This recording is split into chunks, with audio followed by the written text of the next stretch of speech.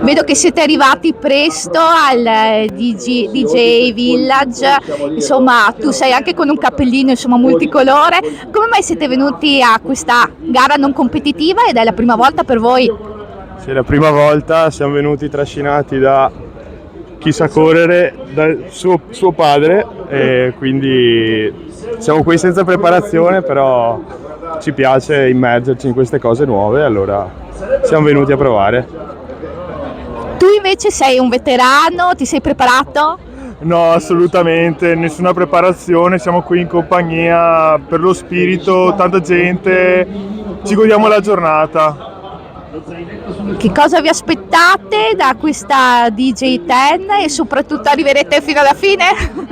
Arriveremo fino alla fine perché bisogna.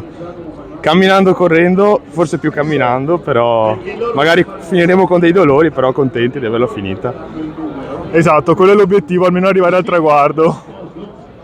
Grazie ragazzi, buona corsa.